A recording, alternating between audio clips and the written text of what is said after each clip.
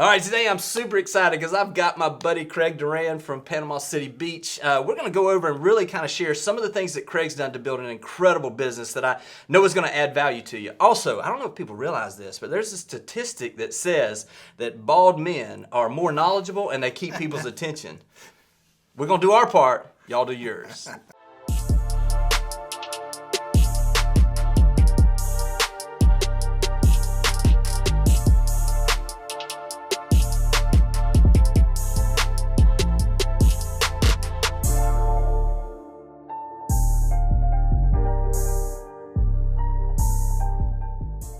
All right, guys, I am super excited today because I've got my buddy Craig Duran. This is one of these, we've been talking about this for a little while. I'm really excited because as you and I have gotten to spend some time together, I'm not trying to, do anything here to just kind of brush your ego, but the more time I spend with you, the more I really love the way you do your business. I mean, to me, just to be perfectly frank, it's probably the best setup as far as the way you control your time, manage your time, and everything. And so I'm really excited about the value we're going to add to some other agents out here today. So if somebody doesn't know you, if you don't mind, just kind of tell them a little bit about yourself, kind of where you're from originally, how you got in the business, that kind of thing. All right.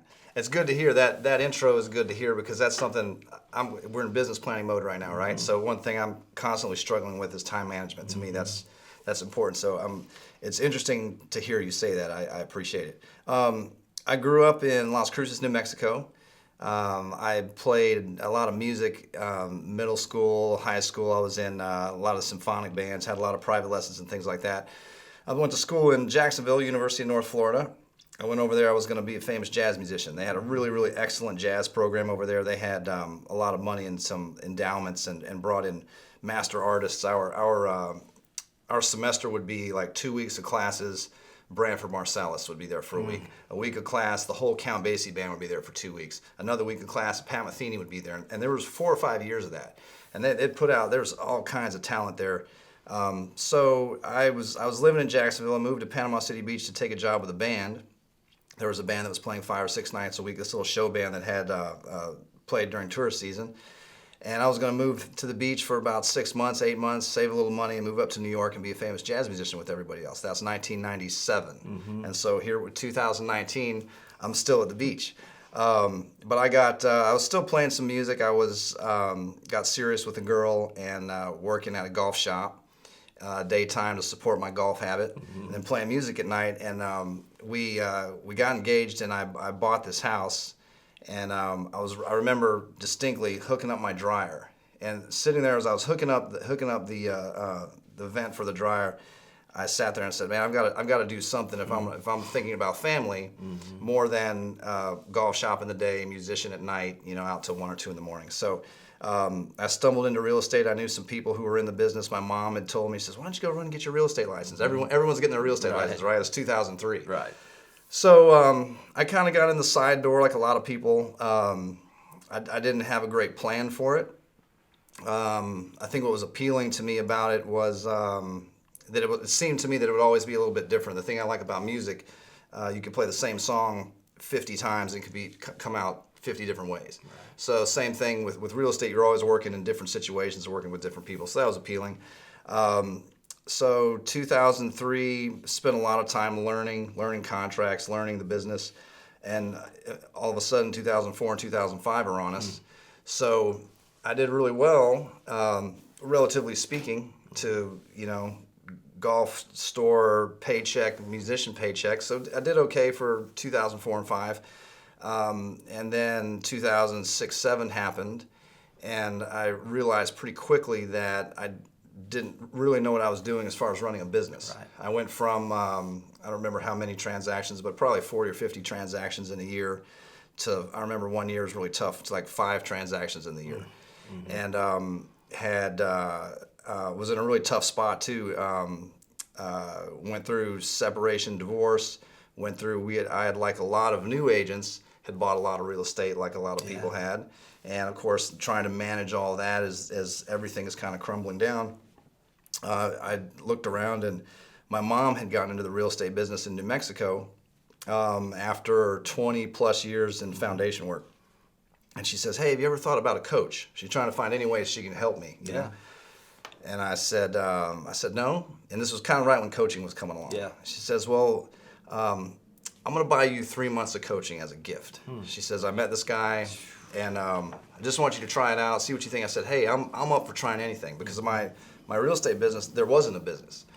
So I started working with this guy. That was probably 2007 or early 2008, end of 2007. Market's still struggling. Market's struggling, and went from, I remember the first year we were working together, I'd done 5 deals the previous year, and I think I did 16 or 18 the next year. And then it's kind of went from there, and 16 to 18 in 08, 07 was like doing 60 right now. Right. I mean, it was tough. Yeah, and what I learned, what I was really thankful for and lucky and blessed all at the same time was that I was introduced to someone that helped me realize that we are running a business, a little small business, and helped me build some skills that you need in real estate, but also got me thinking about and teaching me the things you need to be thinking about and learning to run a business. It doesn't matter what the business is, but there's some fundamentals in business that you need to think about. So that's the long version of how I got into it and how things got going. So obviously things are good now. To kind of give everybody a rough idea of kind of over your lifetime of business, number of transactions, maybe some kind of numbers for where you're at now, so that kind of people understand where your business is so now. Since 2003, to like 690-ish transactions, 190-ish million closed volume. Great. And continue to build a team now and kind of really moving into that area now? Yeah. 4 or 5 years ago, I needed some help, probably just because once you hit 45, 50 transactions, you need some help. So hired an assistant. I didn't really know what to do with the assistant. I just knew I needed help. I didn't have a plan. Went through a couple iterations of admin help, and that's just sort of moved on to multiple people in that position. And then now, really in the last 5 or 6 months, bringing some agents on to try to help them and kind of grow the thing. Yeah, and I mean, what's kind of cool too is because you and I've talked a lot about this, is your vision on this is it does help the business, but it's a bigger deal to help those agents and kind of almost feed into them the way you've been fed into. Yeah, my mindset on the team is to try. I don't want to be the CEO agent with a bunch of agents doing work for me. I would rather just find a handful of people at this point and just try to make them the best agents they can be. Right. And help them. I think there's a lot of models out there that focus on keeping the team agents working in areas that maybe don't really help them build a career. Right. I want to show you the listing side. I want to show you the buying side. I want to really build you into an agent that can really be a good professional in the industry. Right. I love that model too, because I've had agents, even this week when I'm talking about helping agents build a team or thinking about buyer's agents, and they're like, well, what happens though if I invest in them and a year from now they go do something else? I don't want, this superstar agent that's just going to grow out of that position. And I heard someone say it this way, and it was the best analogy I'd ever heard. And this guy's comment is that he had rolled his team over 8 times in 9 years. And he is one of the top producers, as I remember, in Texas. And the whole concept is he said, I want to be, if you're using the basketball analogy, I want to be John Calipari as the coach, basically, and I want to go recruit the best players possible. And they're not going to be with me for 4 years. I know that going in. Mm-hmm. But every year I'm going to compete because I got the best talent. And when they graduate, he goes to the draft with them and celebrates with them. You know what I mean? And because he's built that culture of my job is to help you move you along to your own business, he attracts the best talent possible. And I think that, to me, makes a lot of sense. I think we get to a place sometimes as team leaders or where we're just thinking, oh gosh, it's you lose the focus. And when you start focusing on how does this benefit the agent, ultimately it comes back to you, the number of transactions. We've seen it on your volume. We've seen that happening with your team. I mean, the more you invest in your team, the more it comes back to you in spades, and not just financially. Right. And I think early on, I was really sometimes when you start running when you're thinking about the business, you get hung up on all the numbers and how do I make this number get here and how can I be more profitable over here and all that kind of thing. But I think when you get into, at least my take on it, if you're gonna get into running the team, it's about people and helping people grow. And it's not the numbers on the page. It's about helping people move along and what do they want to do in their life? How can you help them get there? Right. So let's go back to what you talked about where you began to look at some of the fundamentals of growing a business. What are some of those fundamentals that you still apply today? Well, I was introduced to the basics, lead generation. We have to have some people to talk to. We have to have some leads created. Once we can create those leads, it's lead conversion. It's something else to work on. And once you have lead generation, lead capture, lead conversion. So once we're doing some things to create the leads, then how are we going to capture those leads that we've created for ourselves, and then how are we going to convert those that we've captured and turn those into business. So just understanding that early on, understanding the concepts of that early on was important. And then there's so many different ways to do it, which is something else that's really appealing about this business for me, and is appealing about growing a team, because watching them all, they want to do things a little bit different, and knowing that, hey, you can do it this way, you can do it this way, and it all still works. Yeah, it absolutely does. And what's kind of interesting to me is like you say, because there's different times where we're focused more on one part of it than one time, on the conversion, we're focused more on, well, we got to get some more in here. And so it's constantly changing on the areas that we need to refine and to get better at. So let's kind of, because in reality, it's been basics for you. I mean, as I've watched your business grow, it's just the compounding effect of consistently adding value, consistently doing the foundational basics of blocking and tackling, so to speak. So if you could go back, what do you wish you would have done more of earlier, and what do you wish you wouldn't have done, possibly? That's a loaded question. I'd be curious to know what you think I would answer before I answered it. Yeah, I think you would have begun farming. That's exactly what I was going to say. See, I know your business, my man. Come on, man. Right. Yeah, farming. For me, farming's done very, very, very well. And I think for a few reasons, probably the biggest one is the consistency of it. I've had points where I might not have felt like I had a great message to send out, or I might, something might be due to send to the farm, and I might not have quite the right thing, or I might have mismanaged my time and not had things ready. But I always made it a point of just get it out. Something's got to get out on a schedule. Right. So there's the consistency there. But yeah, farming for me has been great on the lead generation side. So how do you do that now so that you don't get to the end of the month and be like, oh, I got to send a mailer out here in 2 weeks? Do you schedule things out in advance for a few months, or do you plan it? How does this look for you? Farming started with, I don't know why I picked 2 farms originally. I was working in an office that was on site at a condo project. And then there was a traditional primary residential neighborhood just on the other side of where the office was. So I picked this building just because I thought that would make sense. That I didn't know it at the time, but there is a real perception with ownership in a project that, the guy across the street sells this project. Because a lot of times, pre-construction and things like that, they do sell only the building. But so I picked that building, and I picked this neighborhood there that was close. Picked the neighborhood because of the proximity, and I felt like I wanted 2 different products. If I'm building the business, I wanted to diversify a little bit. So it started with handwritten letters. I typed a 1-page letter. I hand signed every single one of them and hand addressed every single one of them. And so we're talking probably 396 here, 400 over here. And I still remember the days of recruiting, my wife, my kids, my dad helping me address it. Yeah, I know. And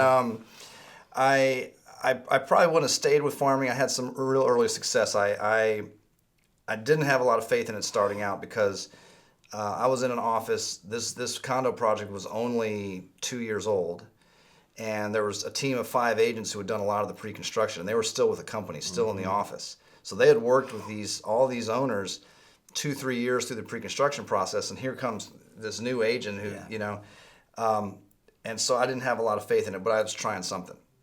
And I think like on the second mailing, I got a listing or 2. And I said, okay. Easy. Right. Let's do some more of this. So started there. It kind of took off from there because I stayed with those 2 farms for a while, probably probably 2 or 3 or 4 years before I really added any more farms and realized, oh, this is just repeatable. Right. We're always trying to just repeat and grow. Right. So it sort of took off from there. I think I added one more building because I liked the building and I thought about the building, and it's really gone to. I'm running about 10 farms now. Yeah. So it's gone from typing a one-page letter, hand addressing everything, to postcards. Postcards are making it easier. One of the things we're working on right now is trying to, because so many people send postcards, we're going to try to mix up the piece. So we're going to do some different things next year, and also trying to get the same concept into text messaging, email marketing, social media. Get the same idea of the farm here, but get it where we can do some email marketing, texting back and forth, so we can have a little bit more of a dialogue. Right. But it's just worked really, really well. Yeah, and so, doing that now, I mean, if you've got 10 farms, I mean, in reality, you said it's kind of systematized now. So from that standpoint, are you taking, and it's pretty much the same, it's just different to the different neighborhood, and it's the same type of information for each month? Like this month it's going to be on active pending sales. Next month it's on some kind. How are you managing? Are you doing 10 different pieces, or is it one theme, different neighborhoods? We've mixed in recently, trying to get away with doing the same piece, because we're talking about probably 8 condo projects in 2 neighborhoods. Right. So different messaging, of course. So we've recently tried to do 8. I've tried to send the same card to save a little money on design, to save a little time on getting this thing done. Right. Send everybody the same thing, and I don't think the value's there. I sat across, was working with a seller recently who said something. She was talking about how she chose the agent to work with. And she says, I could have gone with so-and-so, but I kept getting cards from them that talked about this condo over here and this condo over here, and I don't care about that. Right. And I realized, people want to know about where they own. So I really work to tailor the message to each one, so it's specific to each farm. Yeah. We might have a theme, so that when we're working on design, we're working on the same design. But I take the time to make sure that if I'm sending to this condo project, it's got that condo project, those photos in there, that name, the statistics from that building and that, and it has nothing to do with anything else. And then this one over here is just about this. If it's a neighborhood, whatever the message is, it's just about that community. I think that resonates the most. I think the messaging is really, really important. We're not sending out, call me and I'll get your unit sold. Call me and I'll get your unit sold. That's not what it's about. It's more about really just sending something that I think is helpful for an owner that I would want them to know over and over and over and over again. And hopefully at some point then they understand that that's my approach when it comes time to, if we're potentially going to help them sell. It's more about, well, let's talk and see if I can even help you. Yeah. I may not be the guy to do that. I don't know if your situation is right. I don't know if what you're looking for, if I can help with that or not. So it's all coming from that mindset we talk about a lot of, can we help people? So the messaging and all the pieces is that. It seems to me too, it's one of those, because of your consistency, they may not list with you. We're not going to get them all, but they can't ignore you. They know that you're there. So you're going to be in front of everybody and top of mind. So it's going to get you your at-bats and your opportunities, and you do that. Let's kind of go back, because I know how strategic you are now. And when you're looking at a potential new farm, what are you looking at to evaluate whether this would make sense? It's the whole thing's really evolved, because again, we're running a business. So it went from, I'll pick these 2 farms because they're close, right, to now, okay, let's look at profitability. How much potential revenue is there on a farm? What's the competition look like? Those kind of things. So we're getting ready to do it right now. What we'll do is take the 10 farms, look at the money invested in what went out, what marketing we did that year for that farm, and there's more than just mailing now. We've got a little bit more in some of the electronic stuff. But how much did we spend? How many at-bats did we get? How many did we convert? What kind of revenue came in? Right. What was the return? Right. Okay, do we like that? Let's keep it. We'll do it again for another year. I know 2 or 3 that are going to come off the board, and we're going to try something different. And when we're picking the new farm, it'll just be fundamentals. We're starting a farm. They don't know who I am. I'm 16 years in the business, but it doesn't matter. They don't know who I am. So what's the opportunity like? Is there one agent or team that dominates that community? I'm not afraid of competition, so that's not something that's going to keep me out of a new farm, but it's something to be aware of going into, to set expectations. Look at a couple of the most important parts. How much potential revenue do we think's there based on, I'll go back 3 years to 5 years depending on the product to see how many sales we've had per year. Get an average of per year, what the dollar volume is, what I think the potential fee is going to be out of that. So if I can get, I started a 10% number. I think if you're really going to commit to farming, you're trying to get to at least 10% of a neighborhood. We've gone way above that in some farms, but I think you can get that in the first year. You can get more than that in the first year, but I like to plan on the low side. Hey, is this worth, if I can get 10% of market share, is this worth doing? Right. And there's one, it's funny because there's the one building in my market that's sort of the crown jewel of the market. And it's one and it's, they're a little more expensive, it's a little nicer. And every year I look at it and I want to go in there and I want to go in there, but when you do the exercise, you just see that there's really not, for the investment, the revenue's not there. And so I could stroke the ego a little bit and go, oh, look, I sold one of those, I helped sell in here, but it's really not about that. So, see, I think that's a really good point. I think a lot of times, and I've done it in my career, where you get so distracted by the shiny object of the most popular neighborhood or the most popular condo and the ultra luxury price point that you forget that this business is built on hitting singles. It's not, you're going to have some home runs as long as you keep hitting the singles and you have your at-bats, but I think a lot of times agents, and I've been guilty of it, will get distracted by that and forget to do the basics and the foundational things, and they go into a place where it's just difficult to compete to start with, to come in fresh, and you're literally, the pie is split up so much that there's not enough there to get 10%. Right. And so, and I think, depending on where you are in your business, that still may be something to go for, as long as you understand going into that okay, that maybe I'm trying to get into this community, it's going to take a little longer, there's more competition, but what else might I have going? The singles, I think, right, where's the consistency? Because it's a volume-based business. We're going to get leads reach out to us, we're going to have people reach out to us, but we're not going to convert all of them. We're going to get some under contract, but some of those are going to fall out. So it's, how can we get the volume coming in? What are you most excited about right now in the business that you see? I mean, opportunities, potential, technology. A couple things. The teams are really exciting for me because this is really the first year. This is really new for me, and it's freshens up the business a little bit. I'm really excited about the potential of it's a really good fit for the group that's in there. A lot of them are in the same place, so we can seeing what we can get them to do next year and what will be exciting. And still, I don't want to hang on farming, but there's some things we're finding in farming. Maybe it's because we've been doing it a while, that have really hit recently. That's sort of just taken off, and it's almost making farming new again.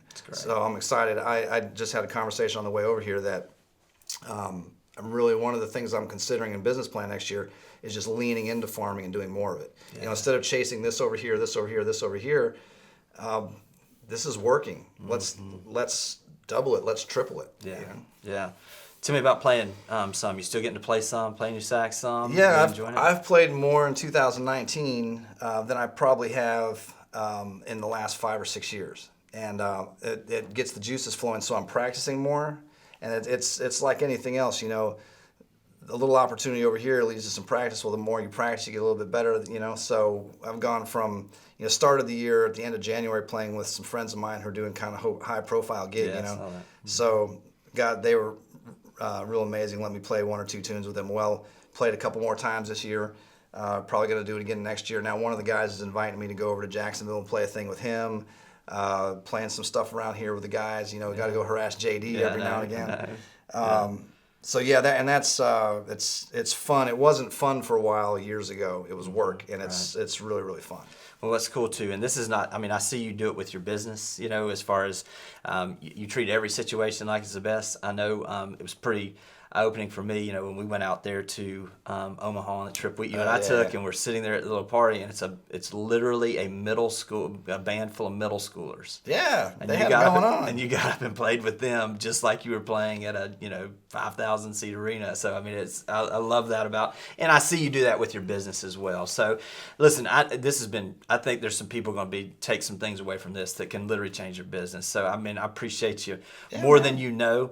Tell everybody, if they wanted to get in touch with you, if they're seeing this in a different marketplace, they wanted to refer some business to Panama City Beach, how would they get in touch with you? Yeah, the easiest way, Craig at CraigDuran.com is the easiest way. Email me if you want to give me a call or shoot me a text, 850-527-0221.